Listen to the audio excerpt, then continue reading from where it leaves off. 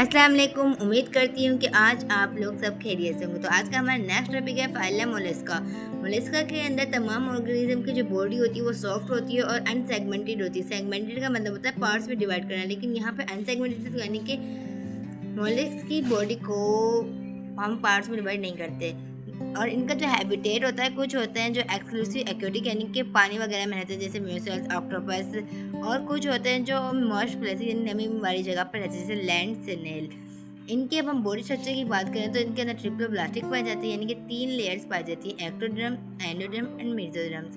Bilateral symmetry इनमें पाई होती है। बायलैटरल सिमेट्री एक ऑर्गेनिज्म को एक प्लेन में डिवाइड करने, यानी कि अगर हम उसे ह्यूमन को देख लें, अगर हम ह्यूमन को डिवाइड करें ना, तो उसका जो सर होता है आधा इस तरफ भी जाए आधा उस तरफ भी जाए, तो इसको कहते हैं इक्वल डिवाइड। और एक प्लेन में डिवाइड करें तो अगर हम इसे हॉरिजॉन्टली तौर पे डिवाइड करें तो बराबर तो नहीं होगा ना, सर नीचे थोड़ी होता है और ना पाँव ऊपर होता है, तो उस वजह से अब इनके पास ट्रू सिलोम पाया जाता है। सिलोम हम कैविटी को कहते हैं। अब वो कहता है कि इनके सिलोमेट्स के दरमियान में एक ग्रुप पाया जाता है जिसको हम प्रोटोस्टॉम्स कहते हैं। अब प्रोटोस्टॉम्स हमारे पास क्या होता है मैं आपको बता देती हूँ। ऐसा ऑर्गेनिज्म जिसमें माउथ की डेवलपमेंट पहले हो as compared to development of anus.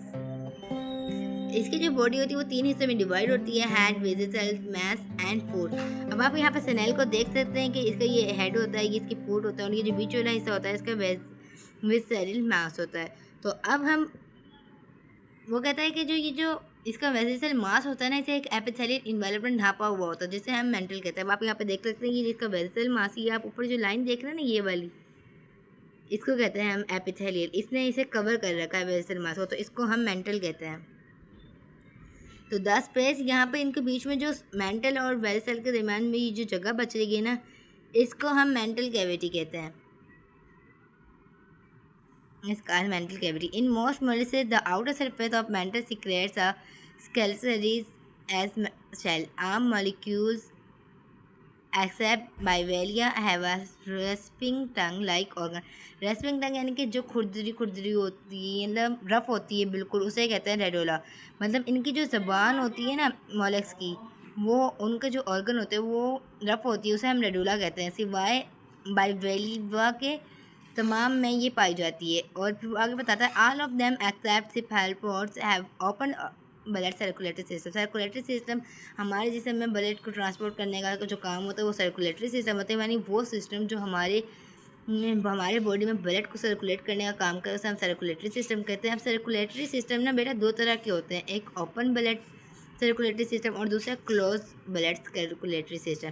Close circulatory system क्या होता है मैं आपको बताती हूँ कि वो ब्लड यानी कि जो सर्कुलेट तो करे बॉडी में, लेकिन वेजल्स के अंदर यानी कि हमारे रगों के अंदर जैसे वेजल्स होती है ना, वेजल्स उनके अंदर रहकर सर्कुलेट करे। जबकि ओपन ब्लड सर्कुलेटरी सिस्टम वो होती है जहाँ पे ब्लड वेजल्स के अंदर ना हो, मतलब जिस टिश्यू को पहुँचाना है वो वेजल्स के अंदर ना जाए, बाहर से जाए, तो उसको कहता है सिवाय सिफेलोपोड्स के, यानी कि ये सिर्फ क्लोज करता है, बाकी सारे ओपन करते हैं। Their heart consists of a single ventricle or 2 ventricles. They possess tube-like digestive system in which the gut has 2 openings, mouth and nasal. आपको पता होना चाहिए सेक लाइक स्ट्रक्चर होता है थैले जैसा। थैले का सिर्फ एक ही मुंह होता है, उसमें से आप सामान डालते हैं और इसी में से आप निकालते हैं। जैसे शार्पनर ले लें। अब ये जो ट्यूब लाइक होता है ना, ट्यूब लाइक को यहाँ पे पाइप तो देखे होंगे, उसके 2 मुंह होते हैं, एक ऊपर होता है और एक नीचे होता है, यानी कि एक से हम खाना लेते हैं और दूसरे से हम निकाल देते हैं, उसको हम माउथ एंड एनस कहते हैं। इसका जो एक एक्सक्रीटरी सिस्टम, अब जो एक्सक्रीटरी सिस्टम होता है ना मोलस्का का, एक्सक्रीटरी सिस्टम यानी कि वेस्ट मटेरियल को बाहर निकालना, वो कंसिस्ट होता है पेयर ट्यूबलर स्ट्रक्चर को, जिसको हम नेफ्राइडिया कहते हैं। अब आप यहाँ पर देखें कि ये जो सिलोम होता है ना, सिलोम कैविटी को कहते हैं। इसके अंदर अब इंस्टेटाइन से वेस्ट मटेरियल आएगा तो यहाँ से बाहर निकलेगा। इस वाली ट्यूब को हम, ये जो एनएस है, इस एनएस के साथ, एनएस को तो ये बता रहे हैं ना, यहाँ पे एक ट्यूब दे हुई होती है, उसे हम नेफ्राइडिया कहते हैं। यहाँ पे तमाम वेस्ट मटेरियल इकट्ठे हो जाते हैं, डिस्चार्ज इनटू, और यहाँ से बाहर निकलता नेफ्राइडिया ओपन इन दिस सिलियम। हाँ जी, मैंने आपको अभी यहाँ पे एग्जांपल के डायग्राम से समझाया था। They have tiny cilia around their openings which move the fluid from cilium into the nephridia. Nephridia discharge waste material in mental cavity from where they are spread out. Same वही बात जो मैंने यहाँ पे बताई है। अब ये जो रिस्पायरेटरी सिस्टम पता है कैसे करते हैं, ये गिल्स की मदद से करते हैं। गिल्स एक ऐसा ऑर्गन होता है जो इन्हें गैस इस एक्सचेंज करने में मदद देता है, उसको हम गिल्स कहते हैं। They have 3 pairs of interconnected ganglia present in the head, vessel, mass and foot. इनके अंदर 3 पेयर्स पाए जाते हैं गैंग्लिया के, जो कहाँ पाए जाते हैं मैं आपको बताती हूँ। Head, visceral, mass and foot में। The ganglia are interconnected by means of nerve code.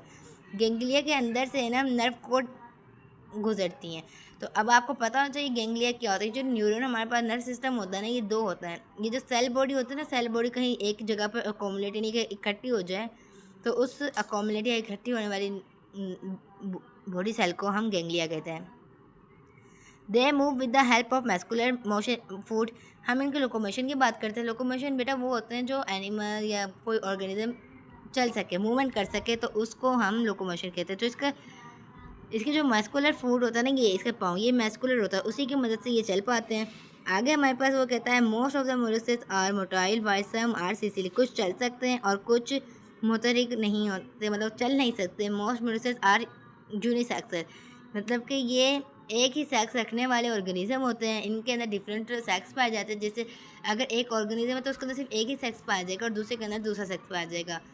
जबकि बाइसेक्सुअल वो होते हैं जिनके अंदर दोनों सेक्स पाए जाए और इसके अंदर सिर्फ एक ही सेक्स पाया जाए। तो उम्मीद करती हूँ कि आज आप सबको ये समझ में आ गया होगा। आज हमारा नेक्स्ट अगर समझ में ना आए तो आप मुझे कमेंट करके बता दें, ताकि मैं इसे और ज़्यादा एक्सप्लेन करने की कोशिश करूँ। इंशाल्लाह मिलते हैं नेक्स्ट टॉपिक के साथ।